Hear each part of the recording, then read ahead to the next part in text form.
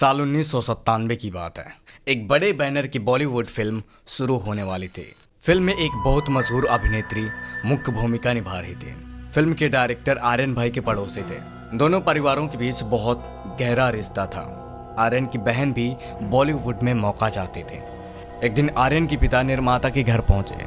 वहां उन्होंने अपनी बेटी की भविष्य की बात की। उन्होंने तुरंत कहा, एक रोल खाली है हीरोइन की बहन का, अगर चाहो तो तुम्हारी बेटी कर सकती है। यह सुनकर पूरा परिवार खुश हो गया। उन्हें लगा आखिरकार सपना पूरा होने वाला है। कुछ दिनों बाद शूटिंग शुरू हो गई। पहले मुंबई की मड आइलैंड में आर्यन की बहन हर रोज माँ के साथ शूटिंग पर जाती थी। ड्राइवर भी साथ रहता था। कभी कभी आर्यन भी उनके साथ जाता अगर स्कूल बंद होता या छुट्टी होती। उस समय आर्यन की उम्र सिर्फ 11 साल थे। कुछ दिन बाद डायरेक्टर ने आर्यन के पिता से कहा, एक छोटा रोल है डॉक्टर का, आप पर बहुत जचेगा। उन्होंने तुरंत हाँ कर दे। फिर एक और बात हुई। फिल्म में हीरो के 7 बच्चे थे। उन बच्चों के लिए कलाकार अब भी ढूंढे जा रहे थे। 6 बच्चे मिल चुके थे, लेकिन 7वां बच्चा अभी नहीं मिला था। तब डायरेक्टर ने आर्यन की तरफ देखा। उन्होंने कहा, क्या तुम करोगे? आर्यन ने तुरंत अपने पेरेंट्स की तरफ देखा। दोनों ने मुस्कुराकर हाँ कह दिया। अब आर्यन भी फिल्म का हिस्सा था। उसे कुछ सीन और 2 गानों में दिखना था। धीरे धीरे उसका शूट पर आना जाना रोहन का हिस्सा बन गया। कुछ समय बाद नई लोकेशन तय हो, राजस्थान जयपुर के पास सामोद गांव। उस समय यह गांव बहुत सुनसान था। बहुत कम लोग उस जगह को जानते थे। चारों तरफ शांति थे। दूर दूर तक सिर्फ पहाड़ दिखाई देते थे। पूरी यूनिट पहले जयपुर पहुंचे, फिर बस से सामोद गांव गई। गांव में 2 बड़ी हवेलियां थी। उनमें से एक हवेली होटल बन चुके थे। डायरेक्टर को वह जगह बहुत पसंद आई। उन्होंने तुरंत पूरा होटल फिल्म की यूनिट के लिए बुक कर लिया गया। होटल में ग्राउंड फ्लोर था, पहली मंजिल थे और दूसरी मंजिल भी। आर्यन का परिवार दूसरी मंजिल पर रुका। उसी मंजिल पर मुख्य अभिनेत्री भी ठहरी थी। उनकी माँ भी साथ में आई थी। दोनों परिवार पहले से काफी करीब थे। दूसरी मंजिल का ढांचा थोड़ा अलग था। सीढ़ियां चढ़ते ही दाईं तरफ आर्यन का कमरा था। कमरे में एक बड़ा बिस्तर था, नीचे गद्दे भी बिछे थे। कमरे के सामने एक लंबा गलियारा था। उसके पार बगीचा दिखाई देता था। दूर अरावली की पहाड़ियां साफ नजर आते थे। अगर गलियारे में आगे बढ़े तो सीढ़ियों के पास एक खुली जगह थे। वहीं एक बड़ा डाइनिंग टेबल रखा था। उसके चारों ओर 10 कुर्सियां थे। सभी कुर्सियां बहुत भारी थे, इतनी भारी कि एक आदमी भी मुश्किल से खींच पाए। फिलहाल इस बात को याद रखिए, आगे यही बात बहुत जरूरी होगी। डाइनिंग एरिया के बिल्कुल बगल में मेन अभिनेत्री का कमरा था। उसके बाद यूनिट के बाकी सदस्यों के लिए बाकी कलाकार नीचे की मंजिलों पर रुके हुए थे। होटल पहुंचते रिसेप्शन पर एक अजीब बात हुई। रिसेप्शनिस्ट ने सबको एक चेतावनी दी। उसने कहा, अगर रात में कोई दरवाजा खटखटाए तो दरवाजा मत खोलना जब तक आपकी पहचान ना हो। यह सुनकर सब लोग एक दूसरे की तरफ देखने लगे। उन्हें लगा शायद होटल वाले डराने की कोशिश कर रहे हैं। सबने हंसते हुए कहा, हाँ भाई ठीक है, नहीं खोलेंगे। इसके बाद सब अपने अपने कमरों में चले गए। सबने थोड़ा आराम किया। फिर शाम की शूटिंग शुरू हुई। देर रात तक काम चलता रहा। करीब 9 बजे पैकअप हुआ। पूरी यूनिट वापस होटल पहुंचे। सबने रात का खाना खाया। उसके बाद आर्यन की माँ, बहन और आर्यन अभिनेत्री के कमरे में गए। दोनों परिवार बैठकर बातें करने लगे। उधर आर्यन के पिता और डायरेक्टर अलग कमरे में बैठे थे। दोनों आराम से बातें कर रहे थे। इसी बीच आर्यन को पेशाब लगी। वह चाहता तो वही बाथरूम इस्तेमाल कर सकता था, लेकिन वह अपने कमरे में जाने लगा। उसने माँ से कमरे की चाबी ली। दरवाजा खुला और बाहर निकल गया। डाइनिंग एरिया पार किया। सब कुछ बिल्कुल सामान्य था। सारी कुर्सियां अपनी जगह पर सलीके से रखी हुई थी। आर्यन अपने कमरे में पहुंचा और बाथरूम गया। कुछ देर बाद उसे नींद आने लगी। उसने सोचा माँ और बहन को बुला लो। फिर वह कमरे से निकला। दरवाजा खटखटाया और माँ ने दरवाजा खोला। आर्यन बोला, मुझे नींद आ रही है, चलो अपने कमरे में चलते हैं। माँ ने कहा, तुम सो जाओ, हम थोड़ी देर में आते हैं। आर्यन ने सिर हिलाया और वापस मुड़ गया। लेकिन जैसे ही डाइनिंग एरिया पहुंचा, उसके कदम अचानक रुक गए। कुछ सेकंड पहले जो कुर्सियां सही जगह थे, सब कुछ अब बिखरी पड़ी थी। 2 कुर्सियां जमीन पर गिरी हुई थी, कुछ इधर उधर उल्टी पड़ी थी और कुछ कुर्सियां गलियारे की तरफ मुड़ी हुई थी। ऐसा लग रहा था जैसे कोई उस पर बैठा हो और सीधे आर्यन को देख रहा हो। उसे कोई दिखाई नहीं दे रहा था, लेकिन उसे किसी की मौजूदगी महसूस हो रही थी। ऐसा लग रहा था जैसे कोई आंखें उस पर टिकी हों। उसके शरीर में सिहरन दौड़ गई। वह समझ नहीं पाया। सिर्फ 3 सेकंड पहले सब ठीक था। इतनी भारी कुर्सियों को किसने हिलाया होगा? उसे गिरने की आवाज भी सुनाई नहीं दी। फिर यह सब कैसे हुआ? वह अब भी उसी कुर्सियों को देख रहा था। अचानक उसे महसूस हुआ उसके पैर जमीन से ऊपर उठ रहे हैं। धीरे धीरे उसका शरीर हवा में उठ गया, करीब 2 फीट ऊपर। कुछ पल हवा में रहा, फिर धड़ाम से नीचे गिरा। आर्यन बुरी तरह घबरा गया। उसने पीछे मुड़कर भी नहीं देखा, वह सीधे अपने कमरे की तरफ भागा। घबराहट में वह गलत फैसला ले बैठा। उसे अभिनेत्री के कमरे की तरफ भागना चाहिए था। अंदर जाते ही दरवाजा बंद करके बिस्तर पर बैठ गया और जोर जोर से रोने लगा। उसका पूरा शरीर कांप रहा था। कुछ देर बाद दरवाजा नॉक हुआ। आर्यन बुरी तरह डर गया। उसकी हिम्मत नहीं हुई दरवाजा खोलने की। वह सिर्फ दरवाजे को घूरता रहा। कुछ सेकंड बाद दरवाजा धीरे से खुल गया और उसके पिता आए, उनके पीछे माँ और बहन पे। लेकिन उस रात आर्यन कुछ नहीं बोला। वह चुपचाप लेट गया। उसके दिमाग में बस एक ही सवाल घूम रहा था, इतनी भारी कुर्सियां आखिर किसने हिलाई? अगर कोई था तो उसे दिखाई क्यों नहीं दिया? उस रात करीब 11:30 बजे चारों सोने की तैयारी करने लगे। आर्यन और उसके पिता बिस्तर पर सोए, माँ और बहन नीचे गद्दे पर। पूरा दिन थकान भरा था, इसलिए जल्दी सो गए। लेकिन आर्यन की नींद बहुत हल्की थी। हल्की सी आहट पर भी उसकी आंख खुल जाती। आधी रात के कुछ समय बाद उसके कमरे के बाहर कदमों की आवाज सुनाई दी। कोई धीरे धीरे चल रहा था। तभी एक आदमी अंदर आया। उसने किसी की तरफ देखा नहीं, वो सीधे बाथरूम की तरफ चल पड़ा। बिना रुके वह अंदर गया और बाथरूम का दरवाजा बंद कर लिया। कमरे में पूरा सन्नाटा छा गया। आर्यन की माँ और बहन पूरी तरह घबरा गई। लेकिन आर्यन के पिता संभल कर बोले, कोई नहीं हिलेगा, यहीं सब बैठो। उन्होंने कमरे की लाइट जला दी। उनकी नजर लगातार दरवाजे पर टिकी रही। 5 मिनट बीत गए, फिर 10 मिनट, लेकिन अंदर से कोई आवाज नहीं आई। ना पानी की, ना कदमों की, ना दरवाजा खुलने की। कुछ देर बाद आर्यन के पिता धीरे धीरे उठे। उन्होंने बाथरूम का दरवाजा खटखटाया। कोई जवाब नहीं मिला। उन्होंने हल्का सा धक्का दिया, दरवाजा तुरंत खुल गया। अंदर कोई भी नहीं था। पूरा बाथरूम खाली था। यह देखकर सबके होश उड़ गए। उसी रात आर्यन को तेज उल्टियां होने लगी। एक बार, फिर दूसरी बार, फिर तीसरी बार। काफी देर तक वह थक कर सो गया। सुबह जब उसकी आंख खुली, वह बिल्कुल सामान्य था, जैसे रात को कुछ हुआ ही ना हो। नाश्ते के बाद पूरा परिवार डायरेक्टर से बात करने निकला। रिसेप्शन के पास पहुंचते ही उन्होंने एक महिला को जोर जोर से बहस करते देखा। वह फिल्म की मेकअप आर्टिस्ट थे। वह प्रोडक्शन मैनेजर से कह रही थी, मुझे अभी टैक्सी चाहिए, मैं यहाँ एक पल भी नहीं रुकना चाहती, मुझे जयपुर वापस जाना है। थोड़ी देर बाद सबको सच्चाई पता चली। पिछली रात वही आदमी उसके कमरे में भी आया था। उसने उसके लंबे बाल पकड़कर उसे घसीटा था। वह बुरी तरह घायल थे। अब पूरे होटल का माहौल बदल चुका था। जहाँ पहले हंसी मजाक था, अब वहाँ सिर्फ खामोशी थी। लेकिन शूटिंग रोकना संभव नहीं था। माहौल हल्का करने के लिए एक फैसला लिया। उस रात राजस्थान लोक नृत्य रखा गया। सभी वहां पहुंचे। कुछ देर के लिए डर कम हुआ। उसी रात एक आइटम सॉन्ग भी शूट होना था। आर्यन उस शूट का हिस्सा था। शूट सुबह करीब 5 बजे खत्म हुआ। सभी होटल लौटे। जो लोग रात भर जगे थे उन्होंने पूरा दिन आराम किया। दोपहर में आर्यन बाकी बच्चों के साथ शूट से वापस आया। होटल के बगीचे में मुख्य एक्ट्रेस की माँ और निर्माता की पत्नी को बैठे देखा। वे आराम से खाना खा रही थी। बातों बातों में डायरेक्टर की पत्नी हंसते हुए बोली, होटल वाले जानबूझकर लोगों को डराते हैं, यह सिर्फ ड्रामा है। इतना कहना था कि अचानक ठंडी हवा चलने लगी। कुछ ही सेकंड में बहुत तेज हो गई। चारों तरफ धूल उड़ने लगी। पेड़ जोर जोर से हिलने लगे। तभी अचानक एक जोरदार तमाचा पड़ा। डायरेक्टर की पत्नी अपनी कुर्सी से उछल गई। वह करीब 4 फीट दूर जा गिरी। कुर्सी की 2 टांगें टूट गईं। उसके गाल पर 5 उंगलियों के स्पष्ट निशान दिख रहे थे। उसका चेहरा कुछ ही पलों में लाल पड़ गया। आर्यन की माँ यह सब देखते ही घुटनों पर बैठ गईं। उन्होंने हाथ जोड़कर कहा, हमें माफ कर दीजिए, हमसे गलती हो गई, अब ऐसा कभी नहीं होगा। कुछ देर बाद हवा धीरे धीरे शांत हो गई। धूल बैठ गई, लेकिन डर अब सबके चेहरों पर साफ दिखाई दे रहा था।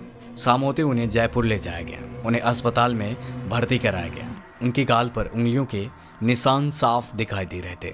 उनकी आंखों के आसपास काला रंग उभर रहा था। उन्हें देखकर बच्चे भी सहम गए। उस रात पूरा माहौल डर से भर गया। किसी को नींद नहीं आ रही थी। ज्यादातर लोग जागते रहे। कई लोग मंत्रों का जाप करते रहे। अगली सुबह सबको मुंबई लौटना था। सामान पैक किया गया, बस होटल से निकले। लेकिन जाने से पहले आर्यन के पिता रिसेप्शन पहुंचे। उन्होंने स्टाफ से पूछा, आखिर यहाँ ऐसा क्या है, हमारे साथ यह सब क्यों हुआ? लेकिन होटल का कोई कर्मचारी कुछ नहीं बोला। सब चुप रहे। इसके बाद आर्यन के पिता और फिल्म की यूनिट के कुछ लोग गांव की तरफ निकले। उन्होंने कुछ ग्रामीणों से बात की। बहुत पूछने पर उन्हें बस इतना पता चला कि इस हवेली में एक राजपूत आत्मा के होने की चर्चा थी। गांव वाले उससे ज्यादा कुछ नहीं बोले। वापस लौटते समय आर्यन के पिता एक दुकान पर रुके। उन्होंने सिगरेट का एक पैकेट खरीदा, साथ ही एक मिठाई का डब्बा भी। होटल के बाहर उन्होंने दोनों चीजें रख दी। फिर होटल प्रबंधक को कुछ पैसे दिए। उन्होंने कहा इनके लिए जो जरूरी रिवाजें हों वह करवा दीजिए। इसके बाद पूरी यूनिट मुंबई लौट आए। सबको लगा अब सब खत्म हो चुका है, लेकिन असल कहानी यहीं से शुरू हुई। फिल्म की शूटिंग पूरी हो गई। अब मार्केटिंग का समय था। उसी दौरान निर्माता आर्थिक परेशानी में फंस गए। उन्होंने आर्यन के पिता से मदद मांगी। रकम काफी बड़ी थी। आर्यन के पिता बोले इतनी बड़ी रकम अभी संभव नहीं है, जितना होगा मैं उतना कर दूंगा। डायरेक्टर समझ गए, लेकिन उनकी पत्नी बहुत नाराज हो गई। उन्होंने गुस्से में बहुत कुछ कह दिया। आर्यन के पिता चुप रहे। कुछ दिनों बाद उन्होंने जितनी मदद कर सकते थे उतनी रकम दे दी। डायरेक्टर ने यह स्वीकार कर ली। करीब एक सप्ताह बाद डायरेक्टर को अपनी गलती महसूस हुई। उन्होंने आर्यन के पूरे परिवार को रात के खाने पर बुलाया। उस रात घर में कई तरह के पकवान बने थे, मटन बिरयानी, चिकन नान और मिठाई भी। सब आराम से बैठकर खाना खाने लगे, लेकिन आर्यन को नान चबाने में परेशानी हुई। डायरेक्टर की पत्नी बोली रुको, मैं तुम्हारे लिए रोटी बनाकर लाती हूँ। वह रसोई में चली गए। कुछ देर बाद ताजी रोटी लेकर आई। रोटी आर्यन की थाली में रखी गई। आर्यन ने ध्यान दिया रोटी पर थोड़ी राख जैसी चीज लगी थी। उसे लगा शायद प्लेट से लग गई होगी। उसने कुछ नहीं कहा और रोटी खा ली। खाना खत्म होने पर आर्यन के पिता ने मिठाई खाई। उन्होंने 3 बड़े पेड़े खा लिए। तभी निर्माता की पत्नी एक और पेड़ा उठाकर बोली यह मेरी तरफ से। उन्होंने वह पेड़ा खुद उनके मुंह में रख दिया था। साथ ही माफी भी मांगी। बोली मुझसे गलती हुई, मुझे माफ कर दीजिए। उस रात सब अपने घर लौट आए। रात में आर्यन को उल्टियां होने लगी। परिवार ने सोचा ज्यादा खाने से ऐसा हुआ। दवा खरीदी गई। दवा खाकर वह सो गया, लेकिन अगली सुबह फिर उल्टी हुई। फिर उसके अगले दिन और भी यह सिलसिला लगातार चलता रहा। पूरे एक सप्ताह हर सुबह आर्यन उल्टी करता। उधर उसके पिता को कमर, घुटनों और पीठ में तेज दर्द शुरू हो गया। वह इलाज कराते, कुछ समय आराम मिलता, फिर दर्द वापस आ जाता। आखिर उन्हें कमर का सपोर्ट बेल्ट लगाना पड़ा, लेकिन यह तो बस शुरुआत थी। अभी आर्यन की जिंदगी में कुछ ऐसा आने वाला था जो उसकी पूरी दुनिया बदल देने वाला था। दिन धीरे धीरे बीतने लगे। आर्यन के पिता कमजोर होते जा रहे थे। आर्यन भी पहले जैसा नहीं रहा। अब वह जल्द थक जाता, स्कूल से आते ही सो जाता। उसकी बहन अब दूसरे कमरे में सोती थी। उसका पुराना बिस्तर खाली रहता। करीब 3 हफ्ते बीत गए। एक रात आर्यन गहरी नींद में सो रहा था, तभी उसे एक सपना दिखाई दिया। उसने एक लड़की को देखा। उसने घुटनों तक गाउन पहना हुआ था। उसके बाल पूरी तरह बिखरे हुए थे। आंखों में गहरा काजल लगा था। वह धीरे से मुस्कुराई, फिर बोली क्या तुम मेरे दोस्त बनोगे? उसकी आवाज बहुत मीठी थी। आर्यन जैसे उसकी बातों में खो गया। उसने मुस्कुराकर कहा हाँ, मैं तुम्हारा दोस्त बनूंगा। लड़की ने फिर पूछा मुझे कभी छोड़ोगे तो नहीं? आर्यन बोला नहीं, कभी नहीं। उसका तापमान बहुत ज्यादा था। वह स्कूल नहीं गया। रात हुई। वह लड़की फिर उसके सपने में आई। उसने फिर वही सवाल दोहराया। आर्यन ने फिर वही जवाब दिया। फिर उसने पूछा मुझे धोखा तो नहीं दोगे? आर्यन बोला कभी नहीं। सुबह जब आर्यन की आंख खुली, वह हैरान रह गया। वही लड़की उसकी बहन के कमरे में बिस्तर पर बैठी थी। उसने अपने घुटनों को बाहों से पकड़ा हुआ था। वह चुपचाप आर्यन को देख रही थी। पहले पल आर्यन बहुत डर गया, लेकिन कुछ ही सेकंड बाद उसका डर कम होने लगा। उसे उस लड़की पर तरस आने लगा। लड़की ने धीरे से पूछा क्या तुम डर रहे हो? आर्यन बोला नहीं, तुम तो मेरी दोस्त हो, फिर मैं क्यों डरूंगा आपसे? लड़की हल्का सा मुस्कुराई। उस दिन दोनों ने बहुत कम बात की, लेकिन अगले कुछ दिनों में दोनों काफी करीब आ गए। जब भी आर्यन स्कूल से लौटता, वो लड़की उसी बिस्तर पर बैठी मिलती। वह पूछती आज स्कूल कैसा रहा, क्या किया, किससे बातें हुई। आर्यन हर सवाल का जवाब देता।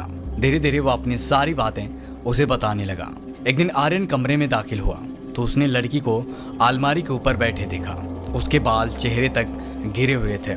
आर्यन ने पूछा क्या हुआ? वह बोली तुम मुझसे बात नहीं करते। आर्यन बोला अब रोज बातें करेंगे। उस दिन से उनकी लंबी बातें होने लगी, लेकिन एक आदत आर्यन को बहुत अजीब लगती थी। कभी वह दीवार पर चलने लगते, कभी छत के सहारे उल्टी लटक जाते, कभी अलमारी के ऊपर से मुस्कुराते रहते। यह देखकर आर्यन बुरी तरह घबरा जाता। ऐसा मत किया करो, मुझे डर लगता है। लड़की शांत होकर बोली ठीक है, अब ऐसा कुछ नहीं करूंगी। समय और बीतने लगा, लेकिन अब आर्यन की तबीयत तेजी से बिगड़ रही थी।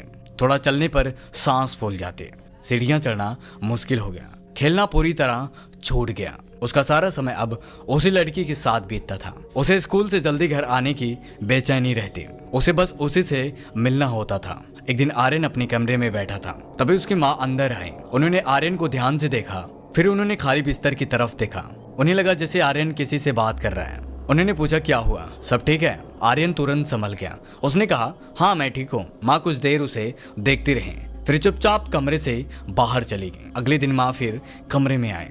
इस बार उनके हाथ में एक थाली थी। थाली में कपूर और धूप चल रही थी। वह पूरे कमरे में घुमाने लगी। जैसे धुआं फैला वह लड़की अचानक गायब हो गई। आर्यन बहुत घबरा गया था। उसकी नजर बार बार खाली बिस्तर पर जा रही थी। माँ सब समझ चुके थे। उन्होंने पूछा क्या हुआ, तुम कुछ देख रहे हो?